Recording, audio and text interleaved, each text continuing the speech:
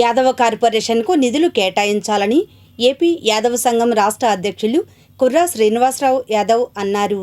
ఈ మేరకు అంబేద్కర్ సెంటర్లో శ్రీనివాసరావు యాదవ్, రంగయ్య, శ్రీకృష్ణ దేవరాయలు మాట్లాడారు. యాదవ మహాధర్నా కార్యక్రమానికి పోలీసు వారి నిబంధనల మేరకు ప్రతి జిల్లా నుంచి ఇద్దరి కాడికి విచ్చేసినటువంటి యాదవ కుటుంబ సభ్యులకు, అదేవిధంగా ఇక్కడికి విచ్చేసినటువంటి ఎలక్ట్రానిక్ మీడియా పెద్దలకు, ప్రింట్ మీడియా పెద్దలకు అందరికీ హృదయపూర్వక నమస్కారం. నా పేరు కుర్రా శ్రీనివాస్ యాదవ్. నేను ఆంధ్రప్రదేశ్ యాదవ సంఘం రాష్ట్ర అధ్యక్షుడిని. ఒకసారి మా ఇలవేల్పు శ్రీకృష్ణ భగవాన్ని తలుచుకొని ప్రారంభిద్దాం. వసుదేవ సుతం దేవం కంస చానూర మర్దనం దేవకీ పరమానందం కృష్ణం వందే జగద్గురు కృష్ణం వందే కృష్ణం వందే.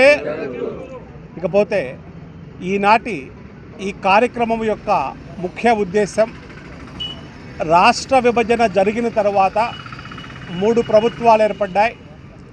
ఈ 3 ప్రభుత్వాలు కూడా యాదవ కార్పొరేషన్ని ఏర్పాటు చేశాయి. చైర్మన్ని, డైరెక్టర్ని వేశారు. కానీ ₹1 నిధులు కూడా ఇవ్వలేదు.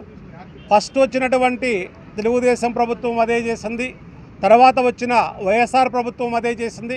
ఇప్పుడు ఈ ప్రభుత్వం ఏర్పడి 2 సంవత్సరాలైనా కూడా ఈ రోజుకు కూడా యాదవ కార్పొరేషన్కి ₹1 నిధులు కూడా కేటాయించలేదు. ఇది అత్యంత దురదృష్టకరమైనటువంటి అంశం.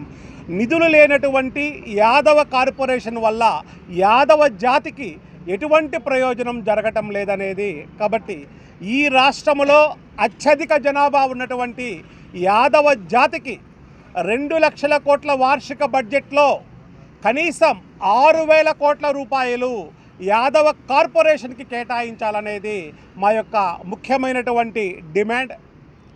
అదేవిధంగా ఎన్నికలకు ముందు అన్ని పార్టీలు కూడా అమరావతి రాజధాని ప్రాంతంలో యాదవ భవన్ని నిర్మిస్తాం అని వాగ్దానం చేయడం జరిగింది.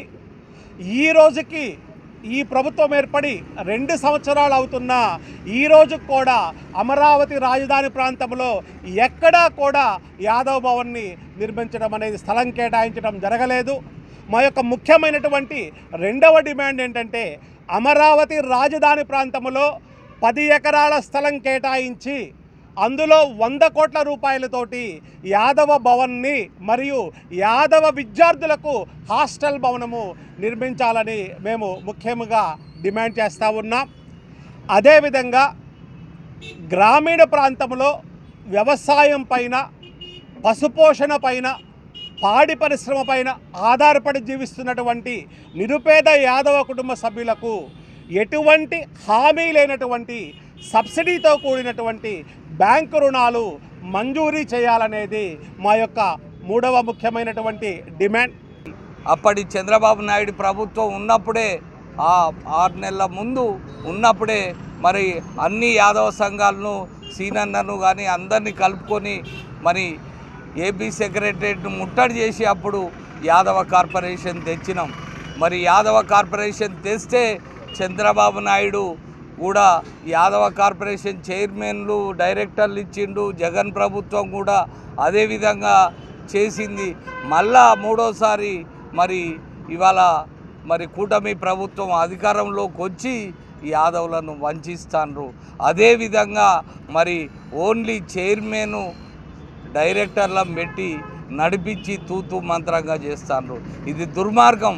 ఇవాళ జనాభాలో అత్యధిక శాతం ఉన్న ఆంధ్రప్రదేశ్లో యాదవులకు తీరని అన్యాయం జరుగుతుంది. కాబట్టి యాదవ కార్పొరేషన్కు ఖచ్చితంగా మరి బడ్జెట్తో కూడిన 6,000 కోట్ల బడ్జెట్తో కూడిన యాదవ కార్పొరేషన్ ఏర్పాటు చేస్తేనే మేము ఊరుకుంటాం. లేకపోతే మరి ప్రతిఘటన యాదవుల నుంచి తప్పదని ఈ సందర్భంగా హెచ్చరిస్తున్నాం. ఈనాడు ఈ ముఖ్య కార్యాచరణ ఏంటంటే, యాదవులు అత్యధికమైనటువంటి మెజార్టీ కలిగినటువంటి కులము యాదవులు. యాదవులకు ఎలాంటి స్వేచ్ఛమైనటువంటి సమస్యలు ప్రభుత్వం తీర్చడంలా. ఏ ప్రభుత్వం వచ్చినా ఏదో మాటలు చెప్పుకుంటూ యాదవులను మాత్రము గుర్తింపు లేకుండా చేస్తూ ఉంది ప్రతి రాజకీయ నాయకులు కూడా. కాబట్టి యాదవులకు ఈనాడు మేము పెట్టినటువంటి డిమాండ్లు అమరావతిలో